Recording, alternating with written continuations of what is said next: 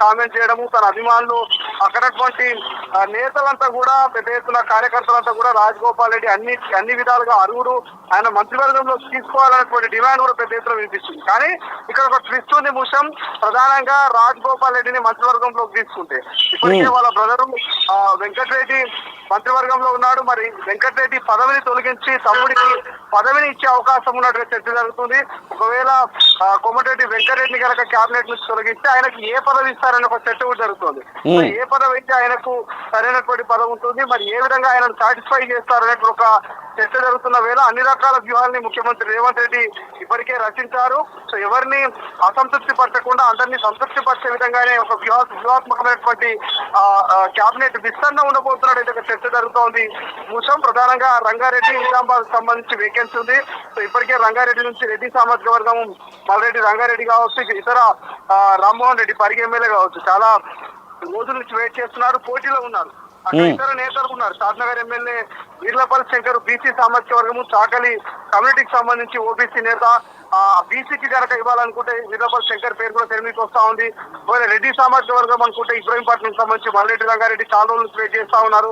ఇంకోవైపు నిజామాబాద్ సంబంధించి సుదర్శన్ రెడ్డి ఇప్పటికే సలహాదారుగా ఉన్నారు. అక్కడ ప్రేమ్ సాగర్ కావచ్చు, ఇలా చాలా మంది నేతల పేర్లు వినిపిస్తా ఉన్నాయి. బట్ ఏదేమైనప్పటికీ రెడ్డి సామాజిక వర్గానికి ఇప్పటికే చాలా మందికి ఇచ్చారు కాబట్టి మిగతా సామాజిక వర్గాలు బాలు నాయక్ కావచ్చు, ఎస్సీ సామాజిక వర్గం నుంచి రామచంద్ర నాయక్ కావచ్చు, ఇట్లా వీళ్ళని కూడా సాటిస్ఫై చేయాల్సిన అవసరం ఉంది. కాబట్టి సో ఎవరిని సాటిస్ఫై చేస్తారు, ఎవరికి పదవులు ఇస్తారు అనేది ఒక చర్చ. సో రెడ్డి సామాజిక వర్గానికి అవకాశం ఇవ్వాలనుకుంటే నల్గొండ నుంచి వెంకటరెడ్డిని మంత్రివర్గం నుంచి తొలగించి రాజగోపాల్ రెడ్డికి రీప్లేస్ చేసే అవకాశం కనిపిస్తుంది. బీసీ ఎస్సీ సామాజిక వర్గాల నుంచి ఇవ్వాలనుకుంటే బాలు నాయకు, రామచంద్ర నాయకు, లేకపోతే ఇక్కడ రంగారెడ్డి నుంచి అయితే వీర్లపల్లి శంకరు, లేకపోతే ఇతర బీసీ నేతకి ఇవ్వడము, లేకపోతే ఒకవేళ రెడ్డికి ఇవ్వాలనుకుంటే మల్రెడ్డి రంగారెడ్డి, లేకపోతే రామ్మోహన్ రెడ్డి, ఇట్లా కొంత కమ్యూనిటీకి సంబంధించి అంటే కమ్యూనిటీ బేస్ చేసుకొని కూడా, జిల్లాని బేస్ చేసుకొని కూడా ఒక క్యాలిక్యులేషన్ చేస్తా ఉంది రాష్ట్ర ప్రభుత్వం మంత్రివర్గ విస్తరణకు సంబంధించి.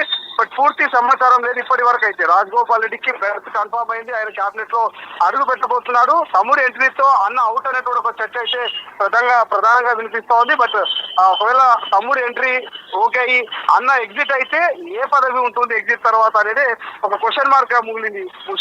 Thank you Srisailam, thank you so much. Yes, ఇది పరిస్థితి. మొత్తం మీద కేబినెట్ విస్తరణకు రంగం సిద్ధమైంది. ముగ్గురికి ఉద్వాసన, ముగ్గురికి కొత్త వారికి అవకాశం, ఇక చాలా వరకు మార్పులు చేర్పులు అయితే చేయబోతున్నట్టుగా మనకైతే స్పష్టంగా తెలుస్తూ ఉంది. ఖచ్చితంగా మంత్రిని అయితానంటూ ఇప్పటికే చెప్తున్నటువంటి రాజగోపాల్ రెడ్డికి ఖచ్చితంగా క్లీన్ చీటు దొరికినట్టుగా కనబడుతూ ఉంది. తనకి మంత్రివర్గంలో చోటు దొరకడం చాలా దగ్గరికి వచ్చినట్టుగానే మనకైతే తెలుస్తూ ఉంది.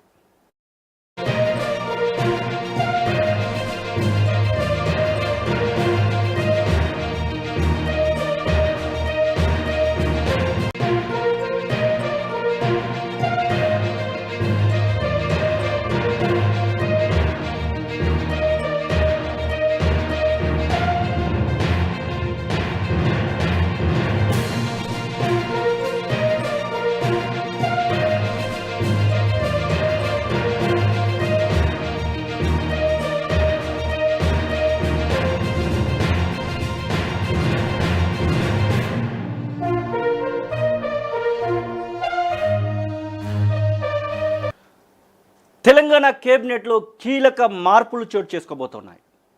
ముఖ్యంగా ముగ్గురికి ఉద్వాసన పలికి ఇక భర్తీ చేయనటువంటి మిగిలిన రెండింటిని కలుపుకొని మొత్తం 5 కొత్త మొహాలకి మంత్రి పదవి ఇవ్వాలని రేవంత్ యోచిస్తున్నట్టుగా తెలుస్తోంది. మొత్తం క్యాబినెట్నే పూర్తి స్థాయిలో సమూల ప్రక్షాళన చేయబోతున్నట్టుగా మనకైతే వార్తలు వస్తూ ఉన్నాయి.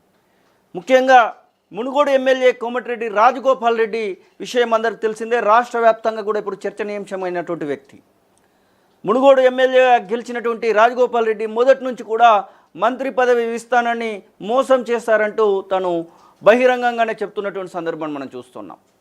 ముఖ్యంగా బెల్ట్ షాపులకు సంబంధించి, ఎక్సైజ్ పాలసీకి సంబంధించి, వైన్ షాపులకు సంబంధించి మునుగోడులో ఒక ప్రత్యేకమైనటువంటి రాజ్యాంగం నడుస్తున్నట్టుగానే కనబడతా ఉంది.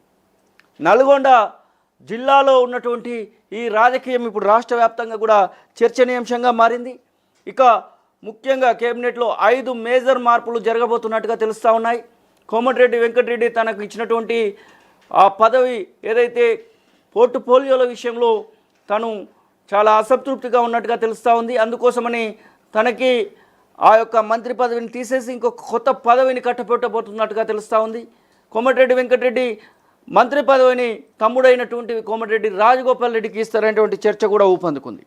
ఇక ముగ్గురిని తప్పించి ముగ్గురి కొత్త వారికి అవకాశం ఇవ్వడం, ఉన్నటువంటి 2 ఖాళీలను కూడా భర్తీ చేయడం, ఈ యొక్క అంశాలపైన కూడా ఆలోచిస్తున్నట్టుగా తెలుస్తూ ఉంది. ఇక అజరుద్దీన్కి సంబంధించినటువంటి విషయంలో ఏప్రిల్ 30వ తారీఖు వరకు ఆగాల్సినటువంటి సందర్భాన్ని అయితే మనం చూస్తూ ఉన్నాం. తను ఎమ్మెల్యేగానో లేకపోతే ఎమ్మెల్సీగానో గెలిస్తే ఆ యొక్క పదవి విషయంలో ఆలోచన అయితే చేయబోతూ ఉన్నట్టుగా తెలుస్తూ ఉంది. ఇక దీంతో పాటుగా తెలంగాణ రాష్ట్రంలో ఉన్నటువంటి రంగారెడ్డి, నిజామాబాద్ జిల్లాలకు సంబంధించినటువంటి నేతలకు ఎవరికో ఒకరికి మంత్రివర్గంలో చోటు దక్కబోతున్నట్టుగా తెలుస్తూ ఉంది. దానిలో మహేష్ కుమార్ గౌడ్ కూడా పోటీలో ఉన్నట్టుగా మనకైతే అవకాశం అయితే ఉన్నట్టుగా తెలుస్తూ ఉంది. పొంగులేటి శ్రీనివాస్ రెడ్డికి సంబంధించినటువంటి శాఖ తను ఇప్పుడు రెవెన్యూ డిపార్ట్మెంట్కి సంబంధించినటువంటి మంత్రిగా కొనసాగుతూ ఉన్నాడు. ఆ శాఖను కూడా మారుస్తారనేటువంటి ఊహాగానాలను మనం చూస్తూ ఉన్నాం.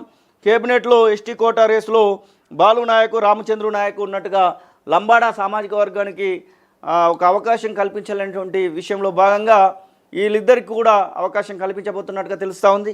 మొత్తం మీద 5 మార్పులు చేయబోతూ ఉన్నారు. 5 ప్రధానంగా మనం గమనిస్తే కోమటిరెడ్డి రాజగోపాల్ రెడ్డి మంత్రి కాబోతా ఉన్నాడు. కోమటిరెడ్డి రాజగోపాల్ రెడ్డి మంత్రి పదవి వరించబోతా ఉంది. రాజగోపాల్ రెడ్డికి మంత్రి పదవి వరించబోతున్నట్టుగా మనకైతే సమాచారం అంతా ఉంది. ఏది ఏమైనప్పటికీ కోమటిరెడ్డి రాజగోపాల్ రెడ్డి తన యొక్క కళ దాదాపు మొదటి నుంచి కూడా తను బాహటంగానే చెప్తూ వస్తూ ఉన్నాడు. నాకు మోసం చేశారు, నన్ను కాంగ్రెస్ పార్టీలోకి, బీజేపీ నుంచి కాంగ్రెస్ పార్టీలోకి ఆహ్వానించినప్పుడు నాకు మంత్రి పదవి హామీ ఇచ్చారు, నన్ను మోసం చేశారు, నేను భువనగిరి ఎంపీ గెలిపించుకోవడానికి చాలా కష్టపడ్డాను అంటూ చాలా మార్లు కోమటిరెడ్డి రాజగోపాల్ రెడ్డి బాహటంగానే చెప్పినటువంటి సందర్భాన్ని మనం చూసాం. ఇక కోమటిరెడ్డి రాజగోపాల్ రెడ్డికి మంత్రి పదవి రాబోతున్నట్టుగా ఇప్పుడైతే ఊహాగానాలు అంతా ఉన్నాయి. ప్రధానంగా అసంతృప్తిగా ఉన్నటువంటి ఇంకొక ఎమ్మెల్యే మంచిర్యాల ప్రేమ్ సాగర్ రావు విషయంలో కూడా ఆలోచిస్తున్నట్టుగా తెలుస్తూ ఉంది. ఎస్, ఈ యొక్క మంత్రివర్గ మార్పు చేర్పులపైన మనతో మాట్లాడడానికి మా ప్రతినిధి శ్రీశైలం ఫోన్ లైన్లో అందుబాటులో ఉన్నారు. శ్రీశైలం, ఏంటి అసలు రాజగోపాల్ రెడ్డికి మంత్రి పదవి వస్తుందంటూ ఒక చర్చ ఊపందుకుంది, నిజమెంత? అలాగే కేబినెట్ విస్తరణ ఎప్పుడు జరగబోతా ఉంది? ఎగ్జాక్ట్లీ మూసం తెలంగాణ రాష్ట్ర వ్యాప్తంగా ఇప్పటికే మంత్రివర్గ విస్తరణ మీద ఒక చర్చ జరుగుతుంది. ప్రధానంగా కాంగ్రెస్ పార్టీ అధికారంలోకి వచ్చి దాదాపు 2.5 సంవత్సరాలు గడుస్తా ఉంది. ఈ నేపథ్యంలో క్యాబినెట్ లో ఇద్దరికి అవకాశం ఉంది. ఈ నేపథ్యంలోనే సో క్యాబినెట్ పూర్తి విస్తరణ చేసేందుకు రాష్ట్ర ప్రభుత్వం కసరత్తు చేసినట్టు తెలుస్తుంది.